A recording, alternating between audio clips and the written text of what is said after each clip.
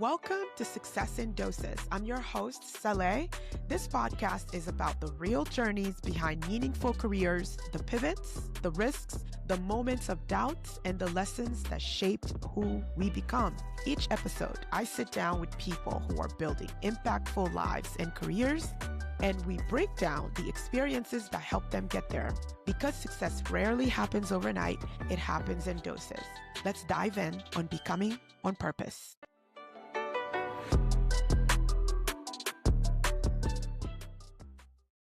Good morning, everybody. To say that I am excited to have the conversation I'm going to have today is a gross understatement because the person I am talking to this morning is literally one of my pharmacy superheroes. As you get to listen to this episode today, I hope that you are listening with an open heart, an open mind, and a perspective of not just grace, but of learning. Because I think what you're going to learn today or what you're going to hear today will change your perspective on how you see people that you talk to and interact with every day, whether or not you are aware or unaware of what their realities are. To that end, this season is about becoming on purpose. This episode particularly focuses on choosing the hard path to become who you're meant to be and who you are making a decision to be. It will be centered on the courage it takes to choose a different path, especially when that path requires you to let go of either habits, environments, or identities that no longer serve you. It's not going to be a surface level conversation about success. It's about ownership, identity, and the quiet and consistent choices that transform the life of any individual over time. And I am so excited to have you. Welcome to the show, Jerilyn. Thank you. You make me tear up. Really? Oh my gosh. It's great.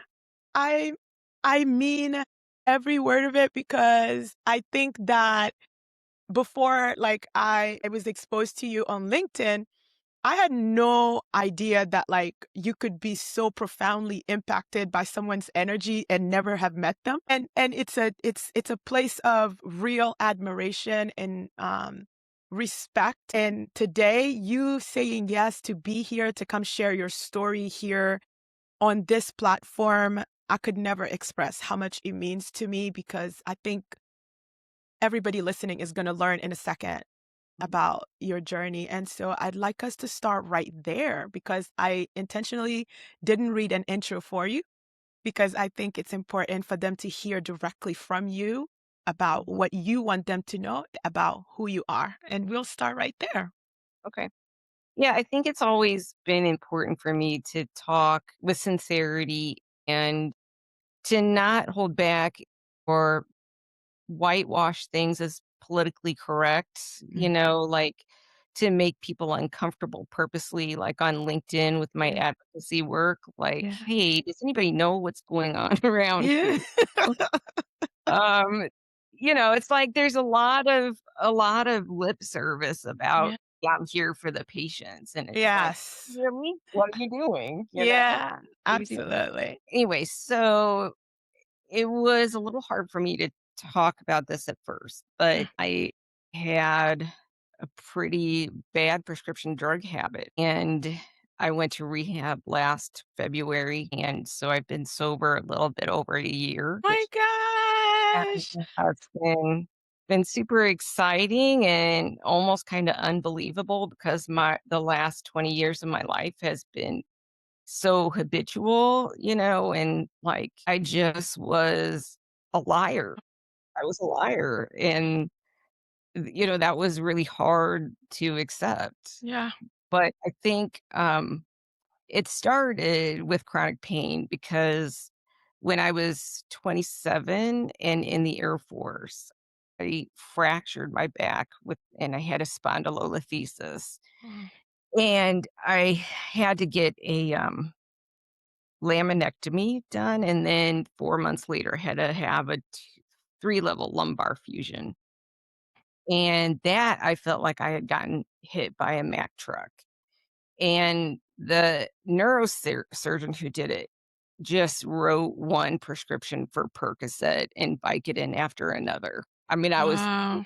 I started eating, like, probably 12 to 16 tablets a day. I just couldn't keep the pain under Hey. control. And then I moved to Washington State. I got out of the Air Force, moved to Washington State to get married to my ex-husband, and I went to a pain management doctor, and he put me on methadone as well as, like, a bunch of other like, Topamax and Cymbalta, I think yeah, it was Yeah. Cymbalta and Topamax. So, those things helped, and I was able to keep my methadone dose to 5 milligrams 3 times a day. But Wow. I'm not gonna lie because I started to abuse it, and it was because my marriage was not going very well. It was like I Mhm. had gotten out of the Air Force for this guy Yeah. and moved all the way up there, and then things weren't as I expected them to be. Yeah. And so I used it a lot to kind of like get through certain situations and just, yeah, make it easier for me to cope. So I think that was the transition. But then I moved to Virginia and I went to a physiatrist and I got a spinal cord stimulator implanted. Wow. And I was able to get off of the methadone that way. However, then this is, yeah, 2000. So I went to work in a pharmacy for the Air Force as a civilian, and there was a lot of tramadol Mm. for me. And to be completely honest, I was stealing tramadol right and left. Wow. And I did that until probably 2014, I think. Wow. The tramadol then became a controlled substance. And so Yeah. that it put a stop to that. And so then I was working at a hospital pharmacy and it was very fast-paced and strenuous, and there was a pharmacy technician who was, like, very vocal about her being on Adderall, and so I just asked her for one, and I took one and I was like, "Holy cow, this is like a game changer," you know? Then I went to a psychiatric nurse practitioner, which I think I've said in the past, to me is the most empathetic member of the healthcare team, provider and nurse. Yeah. And so I really played on her emotion and I think I became an expert in how to lie and how to be um a good patient at the pharmacy so that no Yeah. me. I knew don't jump pharmacies, don't go to multiple pharmacies, don't do early refills, uh, Yeah. that kind of stuff. And, even if you have a way where you're not refilling early doesn't mean you can't abuse it. Like, Yeah. I could use it one day and then I could, like, kinda starve myself from it for another day or 2. And then also, I'll just say I have bipolar II disorder. Mhm. So, with that, I was diagnosed in 2012. And when you have bipolar II, the psychiatric community is so fearful of you going into mania or hypomania that they just Mhm. throw all sorts of benzos at you. Yeah. And I was just, like, eating it up, you know? Yeah. And that was another way for me to cope with my bad marriage. And then the last thing I probably should have talked about this first. I started everything with Ambien.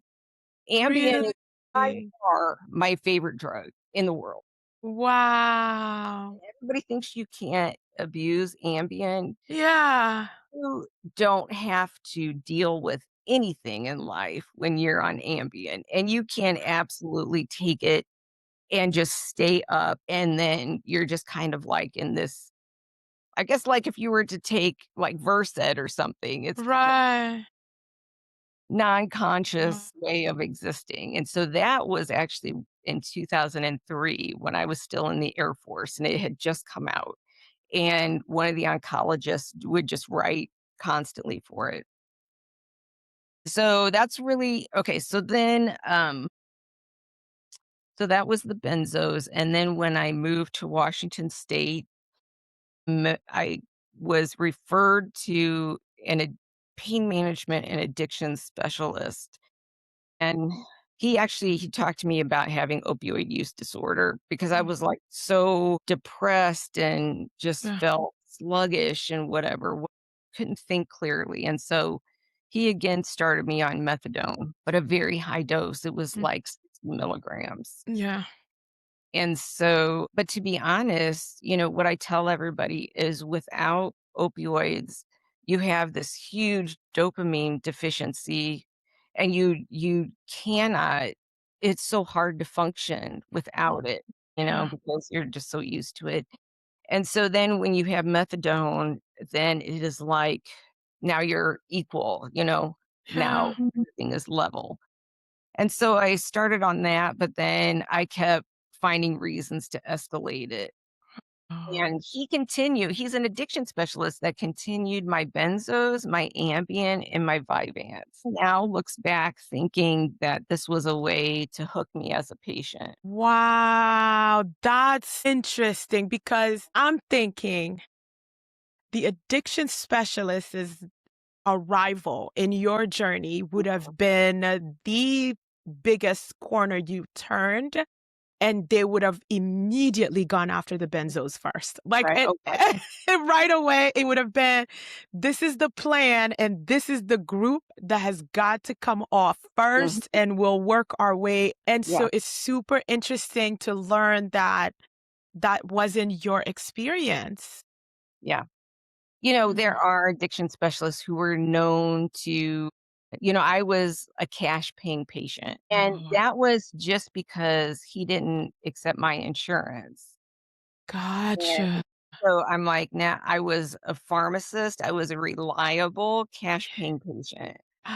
So Absolutely. since I've moved to St. Louis and I don't have him anymore, it's good because even after rehab, he started me back on methadone again. Wow. So that time or this time I just took it as prescribed. I didn't, but and then I tried to switch to Suboxone 4 times, and each time I got horrible mouth sores. It did not control the chronic pain because if you think about it, methadone's a full agonist and Oh, yeah.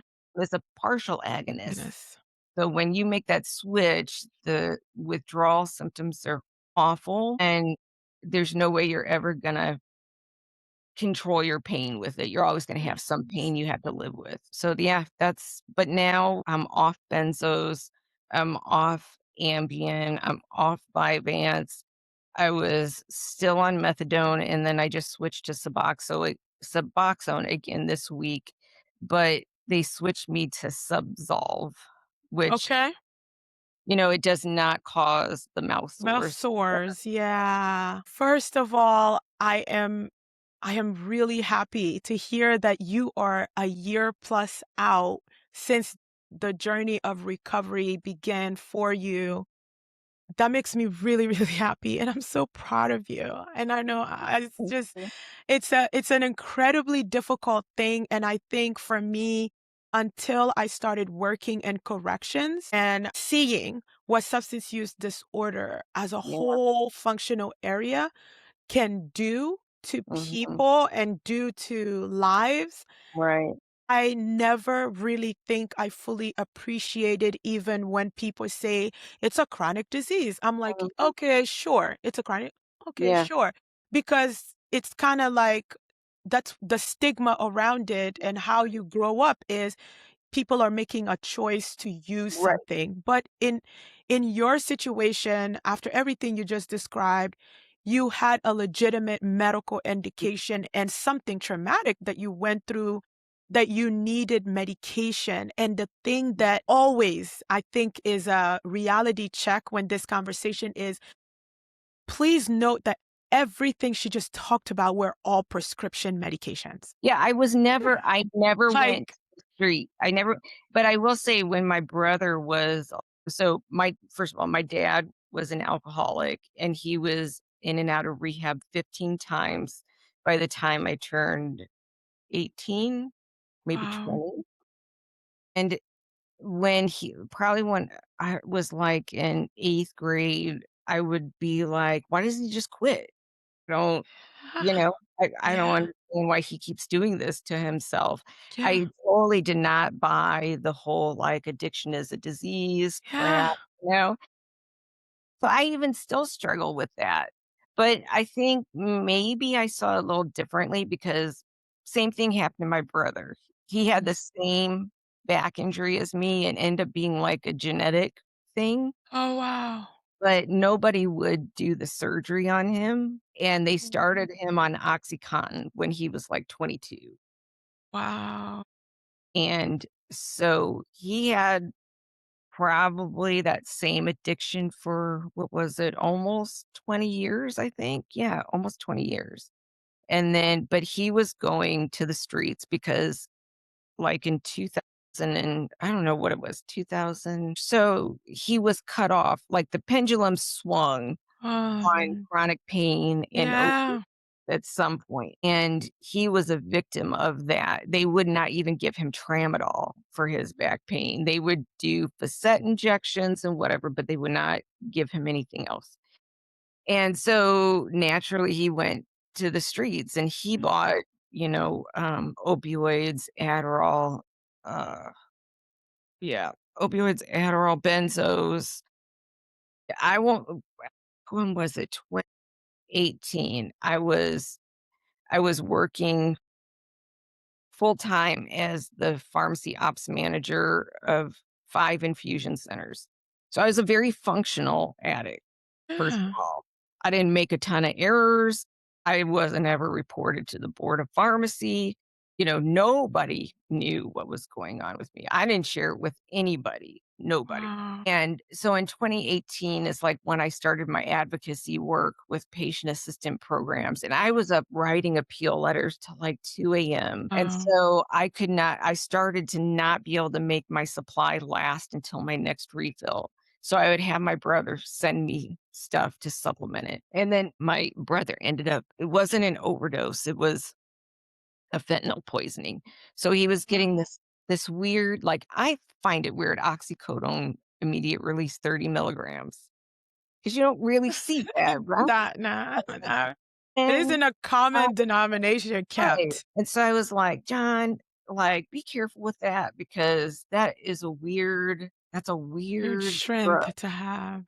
And then to find out that and I found this out through looking through his cell phone after he died, that he had gone to a different dealer, and it was so sad to read that he Oh, had driven, like, almost an hour across town in Denver to get one half of an oxycodone IR30, and it oh, was that that was laced with fentanyl, and he died from that. oh, Jerilyn, I'm so sorry about your loss. Yeah. So that was really I took that really, really Yeah, hard, yeah, I you can know? imagine. And even that at that time was not enough for me to be like, "I need to clean up my act."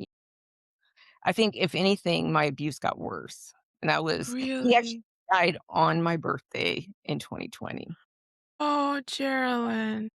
So every year on my birthday is a constant reminder of Reminder. I am so sorry that you have to live with that, but I have a feeling that he is incredibly proud of you and where you are right now because I cannot imagine the type of courage and strength and fortitude that it takes to, first of all, decide that you are going to Mhm. get help and then continue on that journey of committing every single day. Like when you talk to anyone, they tell you it's a daily thing. Oh, it is. Talk Yeah. to us about like what that's like. I think for people that have zero experience living with anything chronic, they don't understand, I think, when you explain that, like, it's present the moment I open my eyes, I know Right. that, like, my body is different, my mind is different. Talk to us about, like, what that's like for you, the Mhm. decision of choosing sobriety every single day. So, first, I want to say that 60% of bipolar 2 patients have a coexisting substance use disorder. That's So, important. we really use it to regulate our moods. Yeah. You have some really bad depression. Even if you're controlled on medication, you still will eventually hit some sort of dip. And so, I treated that with a lot of Vyvanse and Adderall. And um, so I think the other thing too is when you have bipolar 2, there's a lot of suicidal ideations Mm, that are constant, that you're constantly battling. And so I think it was, yeah, so it was 2025, like right before I went to rehab, I was really struggling with that. And I made a couple of attempts that, trying to take more than what was prescribed. And it surprised me how high my tolerance was. yeah. But I think I got to a point where I was like, I can't do this to my family after what happened to my brother. So I have been thinking about going to rehab for a while, and it was just like one day during the week, I just looked up rehabs in California for some reason. I came across the rehab I went to, and I called, and I got the intake coordinator. I just expected to get some information about it and think about it. Yeah. And these intake coordinators are so good at, like, Oh, encouraging you and, telling you how good life can be. It doesn't have to be like this. And then they're calling you the whole time when you're so that's the other thing is I booked my own flight, drove myself to the you airport. you did. Yep, drove myself to the air so nobody had to force me to go. Yeah. And they call you the whole way, like, "Where are you at? Are you still coming?" Until you get there. And so the rehab was really great. I can't complain about any of it. But so I was there for Wow. 6 weeks. When I went there, I won't say that I was all that, like, into it, thing that happens gradually as you're there. And I think it's also the community, like, I'm with a group of people who understand exactly what I'm dealing with. Yeah. And there's no other pharmacist there, but there was, like, a lawyer and a nurse and, some other professionals who also well, a lot of them struggled with alcohol and Okay. other prescription drugs.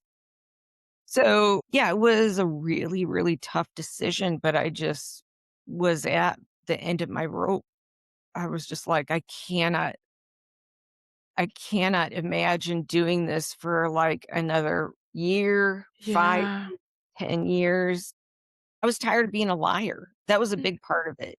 I just yeah. felt like a liar Yeah. because 'cause you're lying to absolutely everybody, Yeah. and you're holding it in and keeping it secret. I think being a pharmacist is really tough, but, they say 10 to 15% of pharmacists have a substance use disorder, and I think that's Yeah. grossly underreported. I think so too, Jerilyn. I think so too. I think that the impact that being in healthcare can have on your health and the various ways people seek to cope Right. with those pressures, think that it really does deserve a little bit of interrogation to understand the Mhm. extent of how much people are giving in order to be able to show up for their Yeah, patients every day. absolutely. Absolutely, yeah. I mean, my use definitely escalated in phases, but I would say, I started in 2014 dabbling in Adderall and whatnot. And then in 2016, I became the pick at that oncology pharmacy. And then in 2018, I became the pharmacy ops manager for all those infusion centers. It escalated, like my stimulant use was out of control. Like, I don't even know how I didn't have a hypertensive crisis with it. Yeah, And so when you do that, now you need something to come back down. that's right. And I'm like, Geraldine, did you sleep? I'm like, And only with the help of a lot of clonazepam and Yeah. whatever my brother supplemented me with, and then a lot of Ambien. I had the 10 milligram or the 12.5 milligram tab. I could take 4 or 5 of those. Really? I could take easily could take 4 or 5 of those. I could take, like, Wow. 8 milligrams of clonazepam. I mean, my tolerance is just Yeah, insane, yeah. you know? Yeah. But, yeah, I mean, I think it's tough to choose yourself. I chose myself over my career. Can we talk about that for a second? Mm, Because I think that for a person listening to this thinking, how could you put your entire career at risk like right. this? How could you do that? Like, how could you make such a reckless decision for over 20 years? You are obviously succeeding. You're ascending. You're PIC, you're Mhm. manager, you're having an excellent career, Right. and you are engaging in this other thing that could jeopardize that. Like, how could you do that?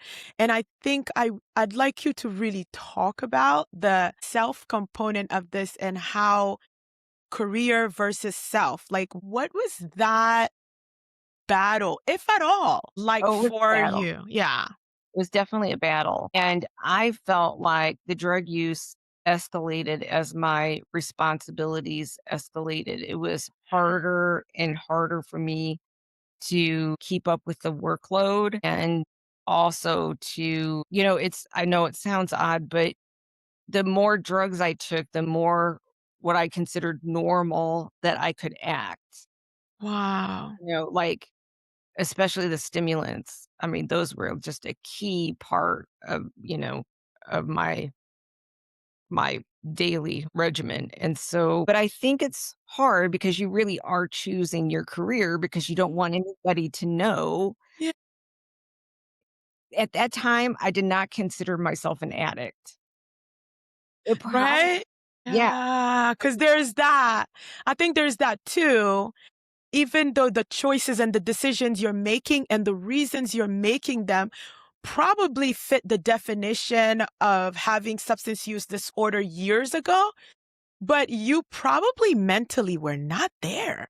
no. I was not like I've never really been in tune with my body because I've been an athlete since I was like 9 years old, and so everything was focused towards keeping me playing whatever sport I was in, and, that Mm. sometimes that meant, taking, opioids or whatever from the pain of all of that, but it just yeah, I didn't consider myself to be an addict until I decided to go to rehab. Wow. So even as you are taking charge and saying, I want to change, you're Mhm. still not really defining yourself as an addict. It's the That's definition of denial. It is yeah, that's so profound. That's really profound, I think, because you're looking up resources, which means that you're realizing you want the help. Like you're finally right, ready for the help, but help for what? You're still right. not saying that you have, wow. So my family, they started to give me a hard time. And, I had also gone through a really tough divorce. I mean, tough Yeah, divorce. I mean, I still struggle with what happened in my yeah. divorce, and it happened like 6 weeks. My ex-husband had all these different lives that I was not aware of. And I found out 6 weeks after my brother died. So it was like back-to-back loss. Wow. And so when I moved to Washington State, I guess I was like in such a horrible place. My mom went with me and she lived with me for a couple years. And it was through her being around me all the time. I mean, if you see my countertop, it's all you probably would have seen 20 different prescription bottles. So my mom started to see, How what was going much? on. And it was through her that her and my sisters started to give me a hard time, and I would be like, "I don't have a problem. These are all prescribed to me." Yeah. You know? I have a doctor that Yeah, follows me that has decided that I need to be on these like right. who are you to tell me, right? I'm addiction specialist writing these to me, you know? And Exactly. so I don't think it was till, I tried those suicide attempts that I was just like, I can't go through this anymore. I just Yeah. can't. Yeah. It was still not, me having difficulties in my career. I Yeah. never reached that point. Never That's reached that point. impressive. That is phenomenal. Like, because I think that the direct line, it's not even a dotted line. The direct line is that as your abuse became worse and the more control that your substance use disorder has over you, the less control you have about your professional, like, things fall apart professionally very Mhm. quickly. And I think, like, to your point, like, you're a classic example of, like, this thing is complicated, this thing is convoluted, and this thing looks really, really different for everybody. And I think that for me, if it were not for my exposure in a correctional setting, as I've told you so many times, I would have never had a good Mhm. appreciation for Yeah, how different it looks in yeah, everyone and the degrees to which people can make certain choices and right, decisions to support their habits, right? right, right, and you're probably the only person I've talked to who has a good understanding of that, especially a Yeah. pharmacist. For Right. the most part, I posted about my rehab experience on Facebook. No, everybody was Yeah. shocked. Yeah. But I got a ton of support. I had, like, 200 people post on that post, and it made me feel so much better, like, I can talk about this, You can. and then I was reluctant to talk about methadone, and then I just thought, like, I feel like people need to hear this, like, Yeah. and that's why I think, like, the whole pharmacist suffering from this is higher than 10 to 15%. It is. Because you think about how stressful, especially these retail jobs are. I had met up with my ex-boyfriend a couple years ago, and he was so coked out. I don't Wow. think he knew that I knew, but it was so obvious to me. And so I really feel bad about that. I think that's one of the reasons I do wanna speak up about it is Mm. like, hey, to not be perfect. Yes. Oh my gosh. Like, I spent it's so many years of my life trying to be perfect between being a perfect athlete and being a perfect student, being a perfect employee, yeah. being a perfect manager. Yeah. All of it, was just and that's I think how I chose my career over myself. Yeah. Yeah. And so that was really the first time deciding to go to rehab that I chose myself, and ever since then, I'm no longer the manager. I could care less about Yeah. being a manager. Yeah. Um, I don't care what people think about me. Yeah. The only thing that's important to me is my sobriety. That's it. And I don't think anyone in their right mind would categorize that as you're not prioritizing appropriately. Mhm. Think that I would want, like, anyone who really cares about you would want nothing more than supporting you in that endeavor and making sure that yes, your sobriety really is the most Right. important thing at this moment. I'm curious if you could talk a little bit about the what you on this other side now. More than a year sober is unbelievable. Again, I can't say it enough. But as you continue this new journey that you're on in your sobriety and persisting in that, what are some resources that you wish existed as a person that has now gone through it? Some ways you wish that this journey, maybe you'd identified it could have been a little less challenging, because I don't think there's anything easy about what you're going through. Yeah. So, interestingly, when I was at rehab, I mean, we were on a lot of medication, like a lot of supportive medication between Yeah. clonidine and methocarbamol and God, I can't remember everything we would take trying to like deal with withdrawal symptoms and stuff. Yeah. But I was like, where's the pharmacist in all of this? Because Yeah. mental health techs or people who were previously in rehab, like dispensing all this crap to Yeah. us, Yeah. and I was like, some of this stuff we should not be like, I knew that, but nobody else knew it. Yeah. But yeah, I was like, where's the pharmacist in all this? Mhm. And after I went to rehab, I had to do intensive outpatient programming. I was only able to do that because I had good insurance. I had private insurance. And I think they did do rehab for Medicaid and patients who didn't have insurance because a lot of people their bottom was a lot lower than Yeah. mine, you know.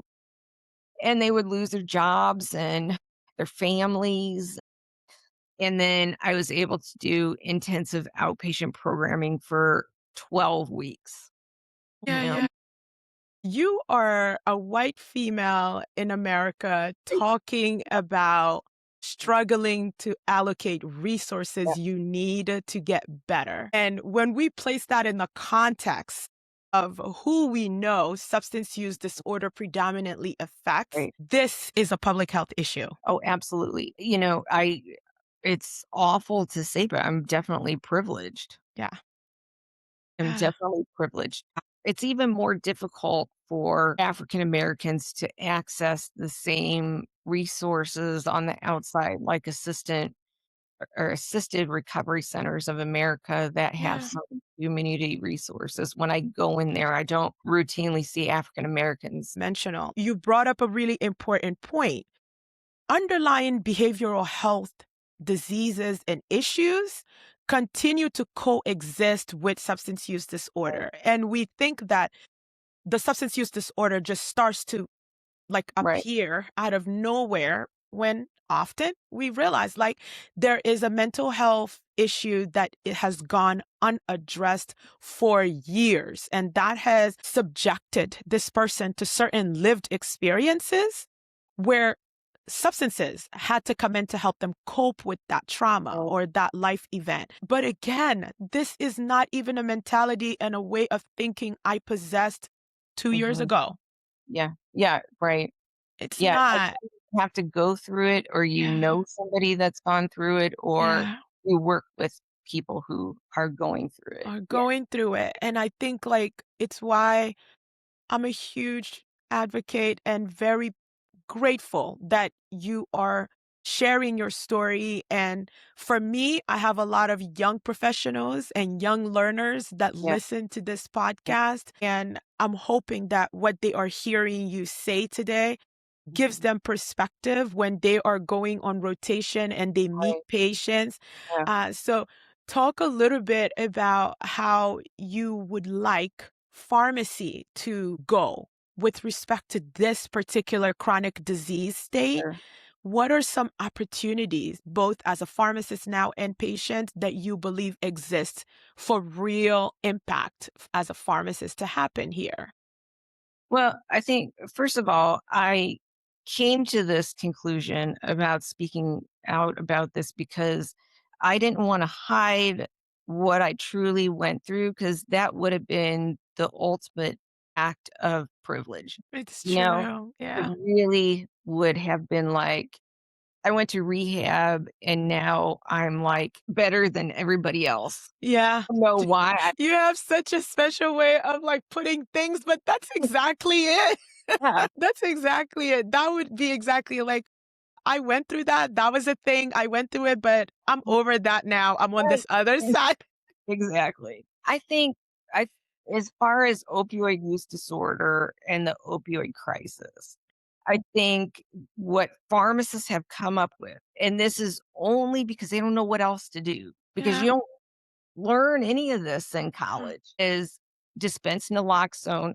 Okay, so real quick, if you're enjoying this conversation, go ahead and rate and review the podcast. It helps more people find the show and keeps the conversation going. Okay, so let's get back to the conversation. Like I always said, if a pharmacist actually called me or pulled me aside and would have said, "Look, with your refill history and your escalating doses, this is Yeah. a problem. Whether you want to Yeah. or not, this is a problem." And so I think, like, it would have been a reality check for me. I think it's so important that you give us some advice. Mhm. And the question I have that I would love for you to help close us out with is, what is one dose of advice you would give to the person right now that is conflicted about whether or not they should pursue sobriety? Just get yourself there. Just get yourself there. Even if you don't believe it's gonna help, even if you feel like you're not ready for it, I'm gonna waste my time going, just get yourself there. And then you don't know what's gonna happen. Maybe you'll Yeah. leave in a couple of days, but you're giving yourself a chance. Because I know that even though I was high functioning, it would have gotten to the point eventually it was affecting my job performance, or it would have I mean, it was already affecting my relationships with my family. So and that was not the case for a long time. Uh, Didn't happen until after my brother died in the divorce that it started affecting my family. So, yeah, it would have gotten there. So if it's already there for somebody, just know I know how hard it is. I know the internal battle you're gonna have with yourself. Like, because one of the things I said is, "I'm giving up my best friend. wow. I'm giving up my absolute" because these things are there for me no matter what. Please talk about that. I know we said we were going to be done, but that's so profound. You feel because it ties into the advice, right?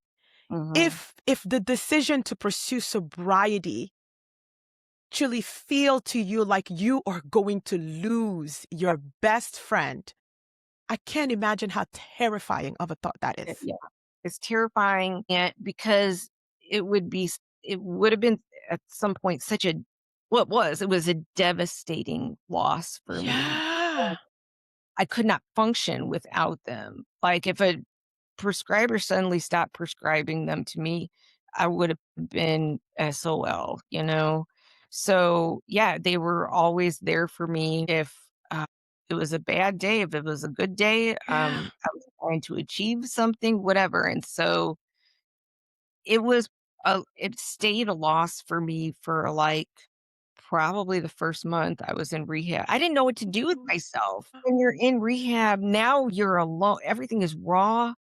because you have to experience everything without substances. Yeah, with no assistance from your besties. Right, and so you're just like a big raw nerve, and you're thinking the whole time, like, "I wanna leave because I have to get reunited with these things. I don't know how I'm gonna Yeah. function." And so that's why that IOP was essential for me, because if Yeah. I would've walked out of the rehab at 6 weeks, I would've gone right back. Oh, I know I would've. yeah. So, yeah, I think for people who are conflicted about going to rehab, I would say it is normal to feel like that. Like, everybody in rehab was like that. Like, they Yeah. don't this the substance use had gone on so long, they didn't know how to Yeah. function without it. Yeah. It's okay to feel like that. I think that's the other thing is you're gonna have this range of emotions, and that's okay. I never thought that that was okay, and so when I got to rehab, I learned everybody else is going through this, and also, like, the counselors, they were past addicts when they had Mhm. been sober for 5 years, 10 years, and just really Wow. great examples that it could be different. Yeah, I tell people, like, don't underestimate the power of the example you could set for someone else. Don't, because some people, they'll read about what's possible for a really long time, but they're constantly figuring out ways to say how, well, they had a college education, or, well, they came from a wealthy family. Well, they are this and they are that. But then if they see someone else do it and that I was somehow normalizes this whole thing for them, right. and It, like, encourages them. personalizes it. The transparency and the honesty with which you share, it's very, very admirable. And I know that you do it because you genuinely are hoping that somebody else hears this and it is a turning point for them to know that you are seen and what you are going through is hard stuff. It's real stuff and it's not easy, but you can do it.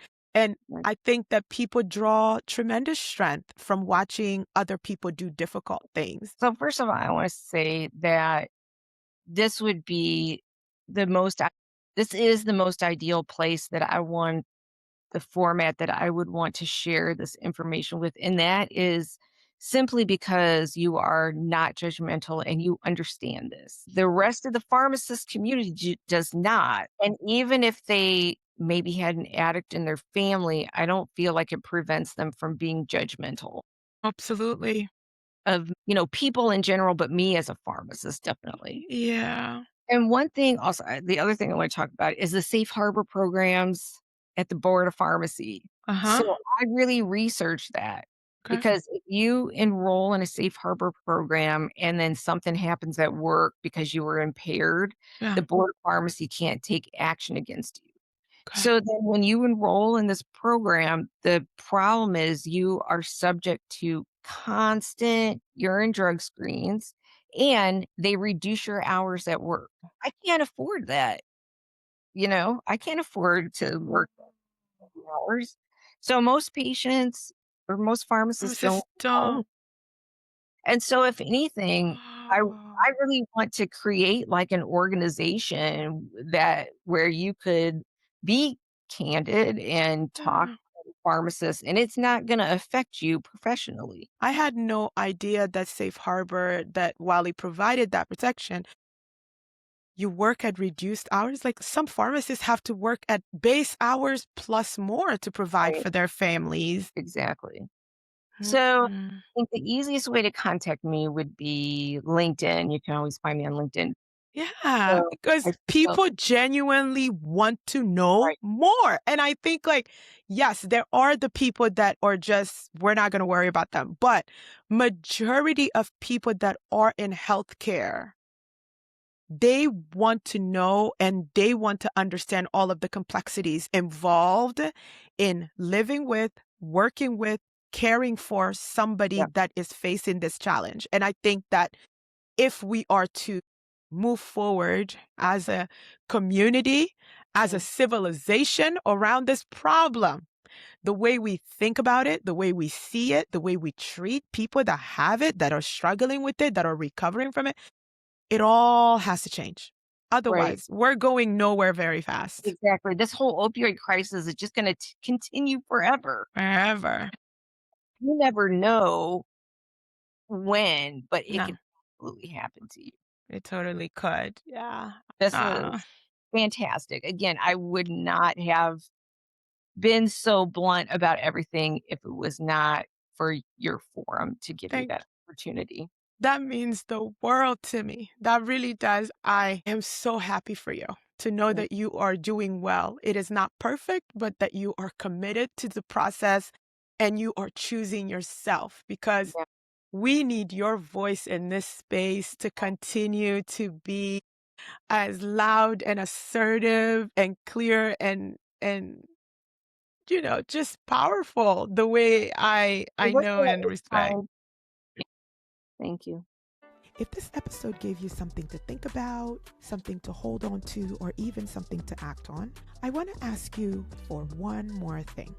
Take a moment to rate and review the podcast. It feels really small, but it's actually one of the biggest ways you can support this show. It helps more people find these conversations and become part of this community we're building right here on Success and Doses.